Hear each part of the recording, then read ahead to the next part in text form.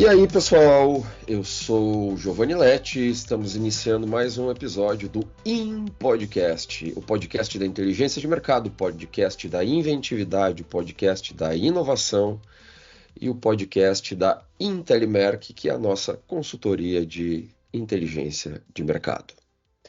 E aí, pessoal, como vocês estão? Patrick, tudo certo aí contigo? Comigo tudo certo, sempre. Então está Só a ótimo. voz que não está ajudando muito hoje, mas a gente dá um jeito. A gente passa aí depois num equalizador por IA, né? Deixa a tua voz parecida com a do Cid Moreira. Tá? Exatamente. Sobre o que nós vamos falar hoje, Patrick? Acho importante a gente abordar um assunto que é design thinking. Design Thinking. Não era sobre transformação digital que a gente ia falar. Não, a gente combinou que era sobre design thinking. Ou vai me dizer que você também não gosta de falar sobre design thinking? Eu também não gosto de falar sobre Design Thinking. As pessoas Puxa vida, devem eu estar pensei. perguntando por Ah, que eu tenho um podcast, então, se eu não gosto de falar sobre os assuntos. não gosto de falar sobre A. E agora não gosta de falar sobre design thinking? Mas acho que é basicamente IA e Design Thinking que eu não gosto. Mas então explique para a nossa audiência qual é o seu problema com design thinking. Na verdade, problema nenhum, tá? A questão é que eu acho que tem uma quantidade de gente bastante grande que já falou sobre Design Thinking, tá? Eu mesmo, eu não aguento mais me ouvir falando sobre Design Thinking, porque, sei lá, deve fazer uns 15 anos que eu falo sobre o tema, então eu não aguento mais ouvir a minha própria voz falando sobre Design Thinking. Mas pense bem, as pessoas não ouviram nós dois falando sobre design thinking. E olha que eu também trabalho com esse conceito já há bastante tempo, se bobear, há mais de 15 anos também. Então eu vou falar sobre Design Thinking Desculpem, eu vou falar então sobre Design Thinking porque estou falando com o senhor junto, tá? Mas então vamos lá, tá? Já que então, como eu sou um sujeito precavido, eu resolvi fazer uma pequena pesquisa caso o senhor quisesse falar de Design Thinking. Então eu já me precavi sobre isso. Aham, então você não gosta de falar sobre o tema, mas mesmo assim fez pesquisa, né? Fiz. Eu quero ouvir É, agora. é, Aqui no Brasil, o volume de buscas no Google, né, sobre o termo é, gira em torno de 50 mil buscas mensais, tá? E aparecem também muitos termos perguntando sobre o que é Design Thinking, quais são as etapas do Design Thinking, de onde surgiu o Design Thinking. Poxa, uma pesquisa bacana aí. Então nós podemos começar respondendo essas questões. Até Uhum. porque isso mostra que as pessoas ainda têm dúvidas a respeito do design thinking. Ou seja, o fato de você ter falado em sala de aula por mais de 15 anos sobre o assunto não adiantou nada, senhor Giovanni Letti. É, é verdade, é verdade. Mas já que você pesquisou, o que você mais achou aí no seu desk research sobre design thinking? Olha, eu costumo de vez em quando entrar nessas plataformas que vendem cursos, tá? E eu compro esses cursos que sabe-se lá quem faz, justamente para ver, né? Para testar esses cursos. Então eu compro curso ruim de marketing, de tudo quanto é coisa. E também eu já comprei curso de design thinking, tá? Mas aí eu fiz uma pesquisa nessas principais plataformas de venda de cursos. Então, por exemplo, só na Hotmart, tá, existem mais de 11 mil cursos relacionados a Design Thinking. 11 mil, tá? E na Udemy, mais de 10 mil. Então, e falando todo tipo. alguns até são legais, obviamente, mas a grande parte, assim, os que eu comprei, por exemplo, assim, comprei curso, assim, de R$ 5 sobre design thinking, era obviamente horrível, né? O cara não tinha ideia do que ele estava falando. Então, eu acho que tem gente demais falando realmente sobre design thinking, e por isso que eu não gosto, talvez eu tenho a síndrome do impostor, e aí eu não gosto de falar sobre design thinking. Mas esses cursos, né, alguns têm uns nomes bastante interessantes, assim. É mesmo? O que que você achou de nome lá, de curso? Olha, design thinking na prática é o que mais aparece, tá? Basicamente, assim, ó, só design thinking na prática, na prática, na prática. São milhares e milhares, tá? Então, acho que só de raiva eu vou lançar o curso Design Thinking na Teoria, tá? Mas olha, se a gente for pensar bem, é importante saber a teoria do design thinking. Mas me fala aí, o que que mais você achou? Tá boa essa conversa aqui. O que mais que você achou? Aí também tem a turma do pessoal que fala Design Thinking aplicado a, tá? Então, assim, tem design thinking aplicado a qualquer coisa que você possa imaginar, qualquer coisa mesmo, assim, sabe? Design thinking aplicado à construção civil, design thinking aplicado a não sei o que, design thinking, e eu acho que eu também vou criar cursos de design thinking aplicado à produção de bolos, empada, coxinha de galinha, alguma coisa assim.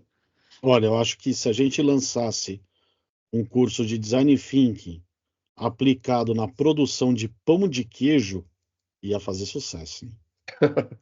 Ah, sem dúvida, sem dúvida. Esse aí ia ser um grande sucesso. Acho que a gente ia quebrar o Hotmart e a Udemy, né, com isso aí. Mas olha, vamos fazer o seguinte, vamos deixar a brincadeira de lado, embora o Vamos, papo esteja bom, assim o pessoal vai achar que a gente só tá zoando o conceito. Mas vamos falar sério agora, vamos falar de verdade agora sobre design thinking. então tá, vamos falar de verdade. Então, copiando o jargão de outro podcast que eu escuto, agora é que vai começar o podcast, né? Então, Patrick, vamos falar de algumas coisas que sejam interessantes sobre esse tema. Como, por exemplo, já que é uma dúvida recorrente, né, nessa pesquisa de SEO que eu fiz, o termo, né, de onde surgiu, né, design thinking aparece bastante. Então, acho que vale a pena a gente falar então da gênesis do design thinking, como surgiu, de onde surgiu esse termo. Então, Patrick, por favor, ilumine a escuridão da nossa ignorância, Patrick. Vamos lá, então. Acho que aqui vale a pena a gente usar um termo daquelas histórias infantis, né? O era uma vez. Então, era uma vez uma época em que o design era considerado uma atividade de menor valor. O que Uhum, era importante era a engenharia. O design, ele vinha somente para, entre aspas, aqui, né, embelezar o produto, fazer a espécie de perfumaria. Por conta disso, os designers aprenderam a pensar de uma forma mais simples e pragmática para conseguir ultrapassar certas barreiras culturais, né? E com isso criaram uma série de métodos e melhores práticas que hoje estão contidos nesse termo. Por isso do nome, né, Design Thinking, uhum. por refletir a maneira dos designers pensarem e reagirem diante dessas restrições. Excelente, excelente. É isso aí, Patrick. Mas deixa eu lhe interromper por um instante. Você falou de um termo que eu acho importante destacar, que é a restrição. Todo mundo sempre trabalha com algum tipo de restrição, né? É, hum, então, mas talvez o design tenha sido a profissão que melhor soube lidar com essas restrições, tá? Mais ainda, o design ele soube incorporar a restrição à sua atividade. Eu acho que foi a profissão que melhor soube fazer isso. Ah, e como eu disse que nós iríamos falar então do design thinking na teoria, né? Eu sempre gosto de trazer alguma coisa da filosofia para misturar nas coisas. Então, eu acho que o design é uma área ou uma profissão que, de certa forma, é estoica, né? Os estoicos que agora estão na moda, né?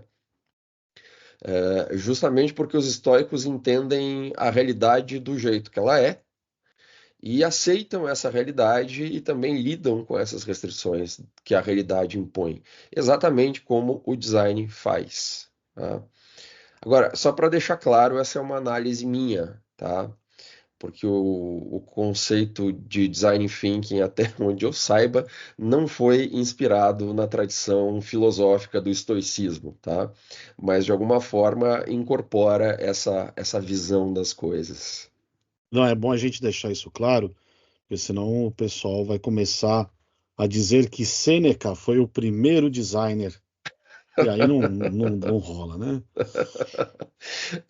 Não dá para duvidar nada do pessoal da internet aí, então é bom a gente deixar Não. isso claro. Mas voltando um pouquinho ainda mais à origem do termo, há um conceito, inclusive talvez seja um dos conceitos mais conhecidos, que é o do Tim Brown, Uhum, daquele livro clássico, Design Thinking, uma metodologia poderosa para decretar o fim das velhas ideias, né, traduzido para o português, da editora Campos. Então, abrindo aspas para Tim Brown, o design thinking começa com habilidades que os designers têm aprendido ao longo de várias décadas na busca por estabelecer a correspondência entre as necessidades humanas com os recursos técnicos disponíveis, considerando as restrições práticas dos negócios. ó, fala das restrições, né? Isso mesmo, é algo importante aí, né? Uhum. O Tim Brown, para quem não conhece, ele já foi CEO e atualmente é o chairman, né? Ou, no português, geralmente o presidente do conselho da IDEO, né? Que talvez seja a grande empresa de design do mundo, a grande empresa de design da história, né? A empresa que popularizou o conceito do design thinking. É, eu acho a IDEO uma empresa tão legal que acho que vale um episódio só para ela, né? Exatamente. E veja, não foi ele quem criou o termo, Uhum. certo? Tá lá, ele disseminou o termo junto lá com o David Kelly, mas não foi ele que criou esse termo.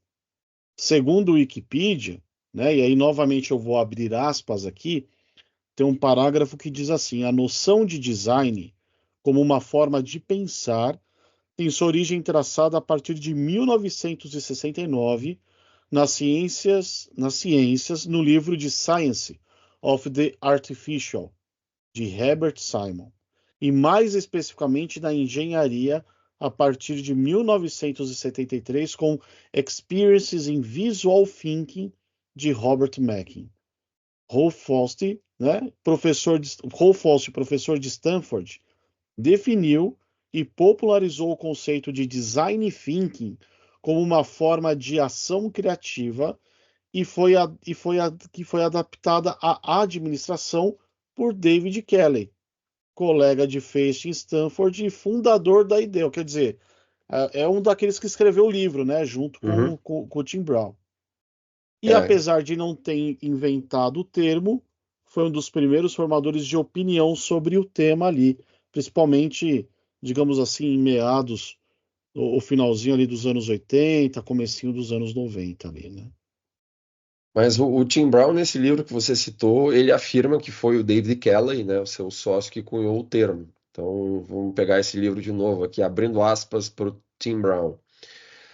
Um dia, eu estava batendo papo com o meu amigo David Kelley, professor de Stanford e fundador da IDEO. E ele observou que sempre que alguém perguntava a ele sobre design, ele se via incluindo a palavra thinking, ou pensamento, para explicar o que os designers fazem.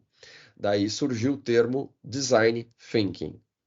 Agora, eu o uso como uma forma de descrever um conjunto de princípios que podem ser aplicados por diversas pessoas a uma ampla variedade de problemas. Fecha aspas. Então,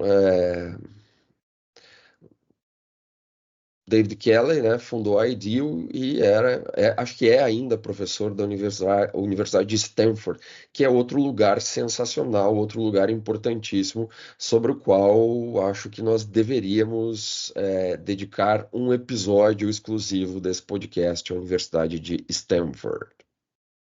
Sem dúvida, é um lugar que eu tenho muita, digamos assim, curiosidade de conhecer. E o senhor, que é um visitador de universidade profissional, já visitou Stanford? Não, não.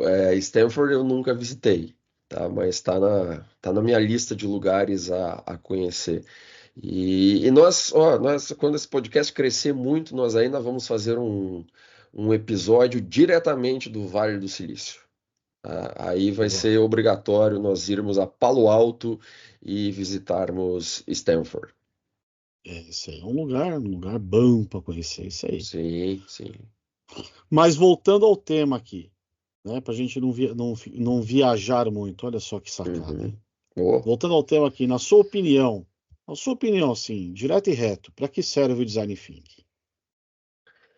olha, para mim, o design thinking, assim como qualquer ferramenta de gestão ou de resolução de problemas, serve basicamente para organizar o pensamento. Organizar o pensamento é uma visão interessante da função do design thinking. Você não quer explicar um pouquinho mais sobre isso? Claro. Deixa eu tentar usar algum exemplo ou exemplos hipotéticos. Ah, vamos imaginar que você tenha um chefe, tá? Você, caro ouvinte, que tem um chefe cujo nome, sei lá, seja Vanderlei, é o nome do teu chefe, tá? O Vanderlei está sofrendo pressão dos chefes dele. O Vanderlei também tem, né, pessoas que estão acima na cadeia hierárquica da empresa, então ele está sofrendo pressão dessas pessoas para gerar inovação para a empresa.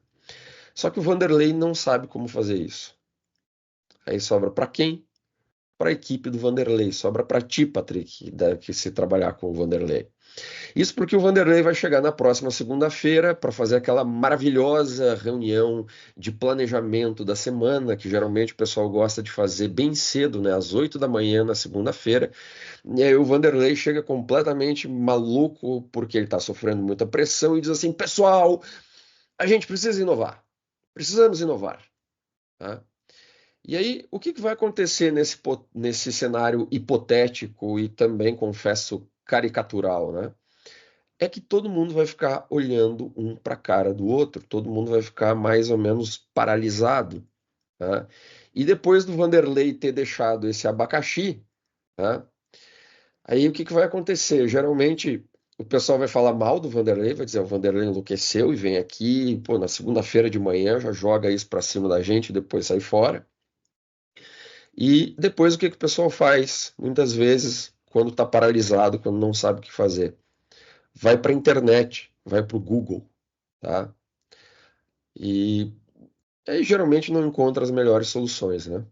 Agora, se você já tiver esse conceito, se você já tiver essa teoria na cabeça, se você já entender de design thinking, você pode dizer para os seus colegas algo como: calma, nada temam, eu tenho a solução. Vamos usar design thinking para começar a inovar. Tá? Então, imediatamente você consegue organizar a equipe e fazer com que todos, ao pensar de maneira mais organizada, pensem muito melhor. E aí você tem, inclusive, uma probabilidade de ser promovido numa situação que é, em princípio, complicada. Boa, gostei dessa explicação, gostei do exemplo. Foi muito mais didático que o próprio David Kelly, hein? Obrigado, é bondade dessa parte. Acho que não, mas, mas obrigado mesmo assim. Mas vamos lá, deixa eu dar um outro exemplo hipotético aqui, para a gente destrinchar bem o assunto. Tá, vai Vamos lá. imaginar, né, empreendedores, como Aham, nós dois aqui. sim. Você tem lá uma startup e precisa oferecer uma solução original para um potencial cliente. A lógica é exatamente a mesma. Organizar o pensamento para que a melhor solução possível seja gerada. Quando você organiza o pensamento, em outras palavras, você entende melhor qual é o problema que você tem que resolver. Uhum. Caso contrário, né, se um empreendedor não faz isso, ele vai lá ficar pensando em coisas aleatórias, podendo até sair ideias boas nesse processo, mas que provavelmente serão ideias inferiores àquelas que surgem de um pensamento organizado. Ah, sem dúvida, isso mesmo. Outro ótimo exemplo para conceituar a palavra thinking. Então, chora, David Kelly. Eu espero que ele ouça o nosso episódio. Então, aproveitando isso que nós falamos sobre organizar o pensamento, Patrick, como que o design thinking nos ajuda a organizar o pensamento? Bem, acho que para responder isso, a gente pode pensar e falar a respeito das etapas do processo do design As thinking, etapas. certo? Uhum, Porque ele funciona ali como um passo a passo com etapas. E a primeira dessas etapas é a imersão ou a descoberta, ou seja, eu preciso entender, definir qual é o problema antes de querer resolver alguma coisa, né? E tem relação com os nossos programas passados, né? Porque essa primeira etapa é constituída basicamente de pesquisa de mercado, né? Exatamente, a gente já até falou sobre isso. A descoberta é isso, é entender o problema, entender o contexto, entender o mercado, entender o consumidor. Depois dessa etapa bem feita, bem realizada, nós passamos para uma etapa chamada de síntese e análise. A informação obtida na etapa de descoberta, ela precisa agora ser tratada, né? Não adianta Uhum. você buscar informações e jogar ali, digamos, 1000 páginas de resultados na mesa de alguém. Não, a informação ela precisa ser lapidada, ela precisa ser filtrada, resumida, analisada. Por isso que se chama de síntese e análise. Aham. Então, nessa etapa, o resultado é uma análise mostrando as características, por exemplo, do consumidor, o que ele deseja, qual é o problema, as informações sobre a concorrência, o contexto de mercado, entre outras coisas importantes. Acho que é importante ressaltar sobre isso que você falou, que só pode haver criação depois de nós termos informação, né? Isso mesmo, é uma consequência. Tanto é que a próxima etapa, depois da análise e da síntese, já é a ideação. Então, quer dizer que só depois dessas duas primeiras etapas concluídas que nós vamos começar a pensar, a criar soluções, a gerar ideias. Como essa é, via de regra, a parte mais legal, muita gente pula as duas primeiras e começa já criando coisas ali. Uhum. Esse é o erro mais comum quando se pensa e quando se propõe a utilizar o design thinking. É verdade. Acho que nós precisamos controlar a ansiedade, né? E só começar a criar depois de termos feito o dever de casa, depois de a gente conhecer toda a situação. Caso contrário, a gente acaba querendo, inevitavelmente, reinventar a roda, né? E pensando bem, reinventar a roda é um trabalho desnecessário. Sem É sombra de dúvida. apresentar, é apresentar ideias ali que não tenham consistência, que não resolvem um problema e que ficam embasadas no achismo, né? Então, executar as duas etapas anteriores garante uma melhor qualidade nas ideias geradas, justamente nessa terceira etapa. Uhum. Entretanto, nem sempre as ideias que vão para o papel e aparentemente são as melhores são aquelas que caem no gosto dos consumidores, né? Consumidor, esse ser estranho, né? Sim, nós já até falamos sobre isso, inclusive citando o Dom Norman, né? O consumidor é frequentemente muito diferente de nós. Então precisamos validar as ideias que tivemos. Talvez, talvez nós temos que tratar as ideias como hipótese, né? Então uma Uhum. hipótese ela precisa ser ali validada. E a melhor maneira de fazer isso, segundo o Design Thinking, é a prototipação. Ou seja, transformamos as nossas ideias em protótipos para que eles possam ser utilizados de alguma forma pelos consumidores ou pelos usuários. E aqui é importante que as ideias sejam transformadas em protótipos, pois a maioria das pessoas tem alguma dificuldade em imaginar ali uma ideia abstrata, Uhum, funcionando como solução funcional e materializada, né? sim. Então, essa é a etapa da prototipação, validação ou experimentação. Vocês podem encontrar aí os três termos para descrever essa etapa pós-ideação. Ah, e aqui aparece sempre uma pergunta importante, né? Que acho que você já deve ter ouvido essa pergunta, eu já ouvi várias vezes, né? Então, que tipo de protótipo produzir para validar uma ideia, Patrick? Essa é uma pergunta muito importante mesmo, né? Em teoria, um protótipo ele tem que ser algo barato e rápido de construir e que forneça ali a possibilidade dos usuários, os consumidores, avaliarem uma proposta de solução. E Uhum, claro, tudo varia de acordo com o contexto, a cultura, o mercado, o tipo de produto, enfim, onde nós estamos situados. Pegar aqui, vou dar um exemplo rápido aqui. Existem empreendedores, geralmente nos Estados Unidos, que conseguem validar uma ideia de negócio e conseguir investimento apenas com uma apresentação de PowerPoint. Mas isso só acontece porque nos Estados Unidos existe realmente uma cultura de investimento de risco, porque as pessoas que apresentaram a ideia provavelmente já eram conhecidas do mercado e por aí vai. uhum. Agora, por outro lado, se, por exemplo, um grupo de universitários e empreendedores, né, aqui no Brasil, sem network qualificado, apresentar uma ideia de PowerPoint, dificilmente vão conseguir investimento, né? Então, nesse caso, por um caso, por exemplo, aqui Brasil, com esses universitários, o protótipo teria que ser basicamente a solução pronta, né? O mínimo produto viável com quase tudo funcionando, né? E por aí vai, né? Então nós podemos ter protótipos muito simples, como apresentações de PowerPoint, podemos ter ali interfaces interativas que eu vou lá e construo num aplicativo como o Figma, por exemplo, que é Uhum, hoje, né, o mais usado para criar protótipos de produtos digitais. Nós podemos fazer uma impressão em 3D, né, de uma embalagem, de um produto. A gente pode fazer simulações em 3D no caso de produtos físicos. Vou construir algo, constrói ali via computação gráfica, né? uhum.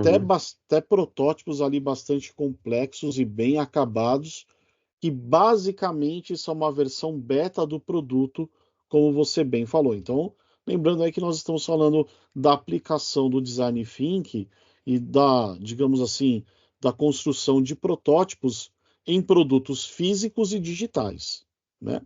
E já que falamos em investidores de Brasil e Estados Unidos, não dá para comparar os dois mercados e as duas culturas, são coisas completamente diferentes. Sim, sim, não concordo. Basicamente, para resumir, aqui no Brasil os investidores não gostam de risco, né? Então, o termo investidor de risco não faz nem muito sentido para nós, né? E aqui nem investidor e nem cliente gosta de risco, tá? Então, eles vão querer ver o produto rodando, o produto praticamente pronto, né? Então, o nosso protótipo aqui é o produto mesmo, né? Agora, nos Estados Unidos ou outros lugares, dependendo de onde você estiver e quem você for, eles podem confiar em um protótipo mais simples. Esse protótipo mais simples pode cumprir a função de validar a ideia, de validar o próprio conceito do produto, né? É isso mesmo. De qualquer forma, não existe receita de bolo para o protótipo. Você precisa identificar o contexto da validação da ideia para definir o nível de acabamento desse protótipo. Ok, e por fim, a próxima etapa. Por fim, nós temos aquela entrega, né, que é a etapa de entrega, e depois da evolução. Você teve a sua ideia validada através de um protótipo ou experimento, foi lá, viu se a hipótese é válida ou não, Então, parte-se para o desenvolvimento em si, para a execução da solução. Uhum, ótimo. Ah, e quando a gente entende as etapas do design thinking, fica mais fácil perceber que isso pode ser usado por qualquer tipo e tamanho de empresa, pois, como nós falamos anteriormente, isso serve basicamente para organizar o pensamento e orientar a busca de uma solução para um problema. Simples assim. Então, nem só empresas de design ou de produtos digitais, né, podem utilizar o design thinking. Isso serve para qualquer tipo de empresa. Exatamente. Por exemplo, a gente pode pensar numa instituição financeira como um banco, e muitos bancos têm ali uma equipe de design, uma equipe, né, pessoas que utilizam o design thinking para pensarem na melhoria e na criação de serviços. Há indústrias utilizando o design thinking para a criação de produtos, bem como Uhum, para a melhoria de processos, né, uhum. ali em produção. Enfim, dá para a gente utilizar em vários cenários. Já pensou, né? Usar o design thinking para melhorar um processo fabril, por exemplo. Dá para usar, dá para Dá para usar. usar. Mas vamos aqui a alguns exemplos reais de mercado. Em 2012, a CEO da PepsiCo, a Indra Nooyi, contratou o Mário Portini como diretor de design do grupo, né? Eles utilizam design thinking na reformulação da abordagem da PepsiCo, indo além do design de embalagens para criar experiências que engajam os consumidores. Uhum. Um exemplo é a máquina de bebidas Pepsi Spire, que personaliza interações com o consumidor. Essa Além máquina é bem disso, legal. é, é, é, eu já vi ela, vi não, assim, em vídeo, né? Ela funcionando. Uhum. Bem legal. Além disso, né, a Noi enfatizou a importância do design na criação de novos produtos e embalagens voltadas para nichos específicos, como snacks menos barulhentos e que não sujam as mãos, voltados ali, por exemplo, para um público feminino. Então, para a CEO da Pepsi, o design não é apenas estética, mas é uma estratégia de adaptação às necessidades dos consumidores e uma vantagem competitiva, impulsionando o portfólio e adequando a empresa às mudanças de mercado. E é legal, nesse caso, olha só, a criação de snacks menos barulhentos e que não sujam as mãos, né? É, isso faz com que a equipe, a empresa, pense na proposta de valor de uma maneira muito abrangente, né? E muito interessante, não fica focado só nas características funcionais do produto, começa a pensar de uma maneira mais holística, né? Eu acho muito legal isso, né? Você se permite, né? Você É. se permite, né? E eu lembrei de outro exemplo, né, já que você falou anteriormente até de bancos, né, aqui no Brasil, se eu não me engano, o Banco Itaú, né, implementou um processo de design thinking, acho que também criou equipe para isso, né, então eles, através do design thinking, eles redesenharam o aplicativo móvel deles, né, o aplicativo de celular, repensaram toda a experiência digital do consumidor, né, desde o do fluxo da navegação, a simplificação de processos de pagamento e várias outras coisas, né? Então isso aumentou o número de operações realizadas pelo aplicativo e por aí vai, né? Além disso, eles utilizaram para a criação de novos serviços e de novas formas de atendimento ao cliente, né? Um banco maior, um dos maiores bancos brasileiros, né? Usando design thinking.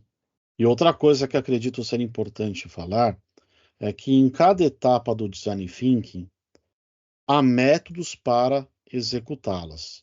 Uhum. Então já vimos que há métodos para fazer pesquisa de mercado e, consequentemente, para executar a etapa de descoberta. E assim por diante. Na etapa do resumo e análises, nós podemos usar cartões de insights, por exemplo, que são cartões onde você anota os principais tópicos das etapas de descoberta. Os cartões com insights semelhantes podem ser agrupados naquilo que a gente chama de diagrama de afinidades. Isso mesmo, isso mesmo. Encontrar os métodos para execução de cada etapa é realmente o mais difícil, né? E é o que demanda conhecimento, repertório, coisa que, na minha humilde opinião, falta na maioria desses cursos vendidos aí no Design Thinking na prática, né? Mas como nós aqui estamos fazendo Design Thinking na teoria, né? Na próxima etapa, que seria a etapa da ideação, o método mais usado é aquele famoso, mundialmente famoso brainstorm, né? Mas há vários outros métodos para a gente gerar ideia, né? Como o design workshop, o mapa conceitual, a técnica do incidente crítico e por aí vai, tá? A gente pode fazer um episódio inteiro só de métodos de geração de ideias, né? E por conta disso eu não vou explicar nenhum desses métodos agora, tá? Não vou explicar nada agora, porque a gente vai fazer um episódio sobre métodos de geração de ideias, tá bom?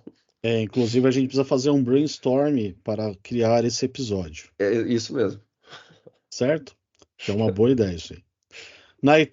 Já na etapa de prototipação, né, já falamos sobre a lógica de um protótipo. Eu já vi protótipo de aplicativo digital, Let, sendo construído em papel. Eu já Quantos protótipos em papel já fiz? Então, é importante você ali Sim. tangibilizar o produto. Aham. E por fim, a etapa da entrega, né? Você precisa entregar algo funcionando, seja um produto alfa, beta ou até mesmo um produto mínimo viável, o famoso MVP, né? E agora sim, por fim, a etapa da evolução, né? Onde nós pensamos pela lógica de um ciclo PDCA. No sentido de da gente refletir o que a gente poderia ter melhorado, o que nós fizemos corretamente, o que a gente pode melhorar, para quando a gente for executar um outro projeto, a gente faça esse projeto sempre melhor. Então a gente, no final, roda um ciclo PDCA. A entrega do design não acaba na entrega do produto, né? Ela continua ali, a gente tem que Continua. medir, tem que colher métricas, colher dados, né? Aham. E como vocês puderam notar, o design thinking não tem segredo. São etapas que estruturam o processo de geração de soluções, de geração de valor. Para cada etapa, existe uma infinidade de métodos para executá-las. A grande questão aqui não é conhecer as etapas, né? Uhum. Isso você entende, tem diagrama visual disso, você entende em dois É minutos. bem fácil. O que é difícil é você acumular bagagem. Em outras palavras, é você ter repertório para Uhum. conhecer vários métodos para cada etapa e escolher os melhores métodos de acordo com o contexto do cliente.